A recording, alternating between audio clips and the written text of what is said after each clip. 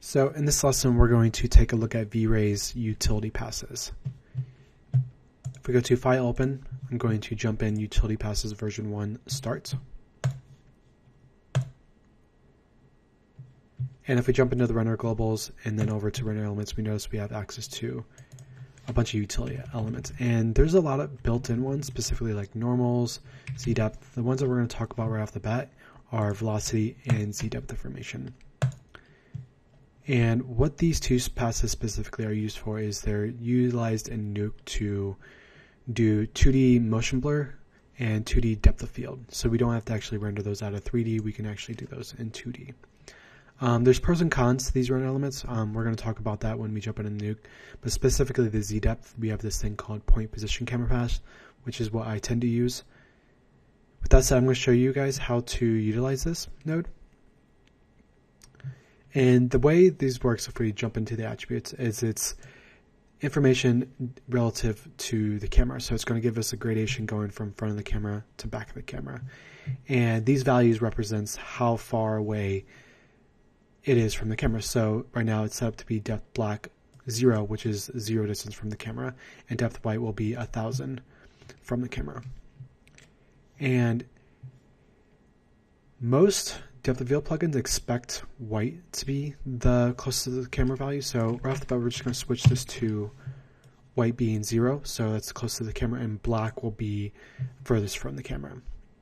And how do we know exactly where our distance from camera is? If we notice, we have this distance from camera heads up display. And if you're not seeing this, if we go to display, heads up display, and I'm just going to tear off this menu, and if we toggle heads up display, we're noticing we're getting this guy right there.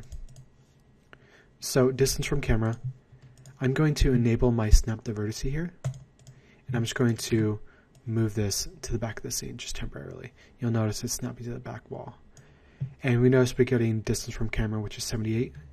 I'm going to undo out of that, and I'm just going to go back into my Z depth and set this to something like 78. I'm just going to set it to 80 just to round it up. And then if we fire up IPR,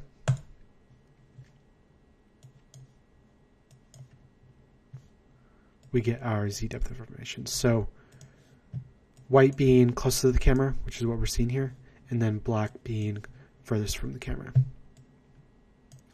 And then we can take a look at the motion blur, or the velocity channel as well. This is what will generate our motion blur in Nuke. We're getting kind of this weird colorized image. And if we take a look at in our pixel information, we'll see that we're getting red and green information essentially. And essentially what that is where those positions are moving in XY space, so essentially screen space. And to get this Nuke ready, if we jump in the velocity attribute, if you're using the latest version of Nuke, everything's set up to be ready to go for Nuke. But just make sure that you have clamp velocity off and max velocity at 1. And again, those should be default values that are set up. So the next utility render element that we're going to take a look at is the V-Ray extra texture. So if we add that into our scene and we check out the attributes, how this works is essentially a user-defined texture that's going to be rendered within our buffer. So it doesn't do anything out of the box. We have to actually tell it to do something. For example, if I jump into my node editor and if I just drop in a noise texture, and then if I jump into my extra texture and middle click, drag and drop into texture, and then just fire up IPR,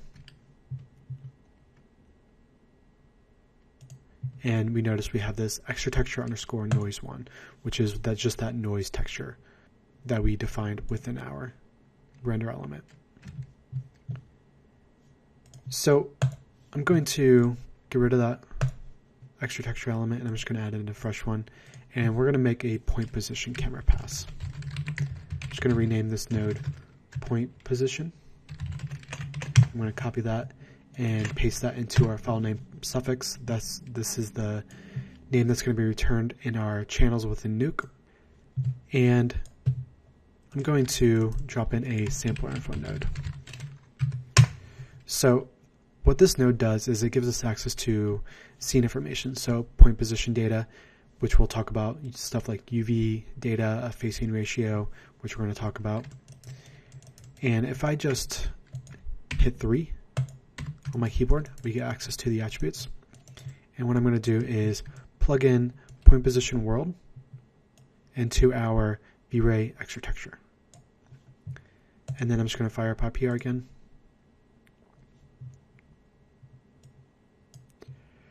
And in order to display this information correctly, we're just going to jump into linear space. So I'm going to turn off our lookup table, which will display that information correctly.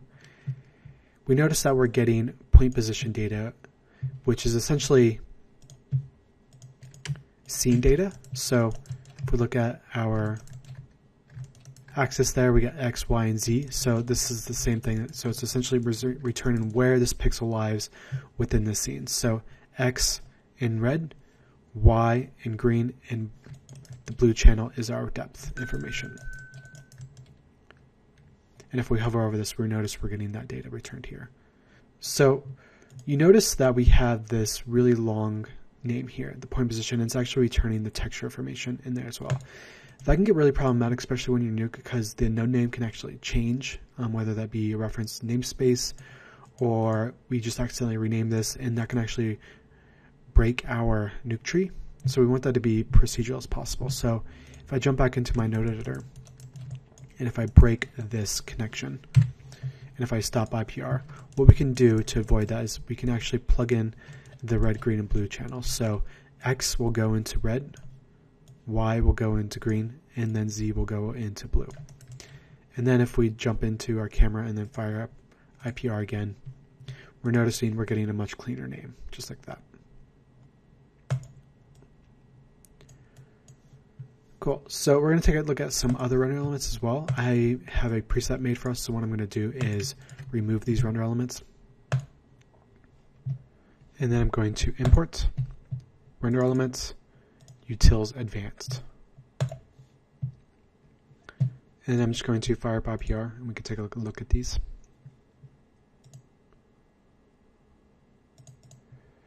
So we have our motion vectors, which we talked about. Then we have our normals passes, so normals camera and normals world. So basically what this means is it's normals data returned in relationship to the world, which is our scene, and then normals data, which is returned within camera space, so relationship to the camera. And when we say normals, what we're talking about is the way these polygons are facing. So point position world, which we talked about, then we have point position camera, which is the same thing. It's just position data of where that pixel lives within our scene, but instead of being in relationship to the world, it's going to be in relationship to the camera. So this is really useful for the depth information specifically. So if we right click here and we're noticing our RGB data, if we look in the blue channel, you notice it's returning -78, which is what we were seeing before when we moved our T-bot to the back of the scene. That's really useful because instead of having to bake that information within 3D and remap that within 3D, what we can do is remap that within Nuke, which gives us a lot more flexibility. So we're not tied down to any information coming from 3D. We can actually change that on the fly within Nuke. We have UV information. So you notice there's nothing in the blue channel. So it's just U and V information returned in red and green. And if we jump into UV editor, and if I check out these UVs, you notice we have UV coordinates going from 0 to 1, and then UV coordinates going from 0 to 1. That's essentially red and then green information. And then we have an AO pass here, which is just rendered with the V-Ray dirt texture. And then we have our facing ratio pass, which is essentially just a ramp. And then if it's facing the camera, it's returning 0. And then if it's not facing the camera, it's returning 1. So it's essentially kind of like a Fresnel or an edge pass, rather. So if we jump into our render globals, I'm just going to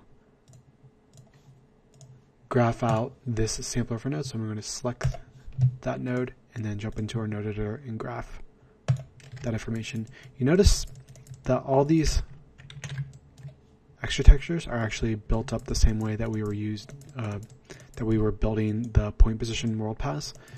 The only thing that's different is the facing ratio, and the reason for that is because we're taking the facing ratio and driving that with the UV coordinates of our ramp, and then we're actually inverting that. So by default, it'll look something like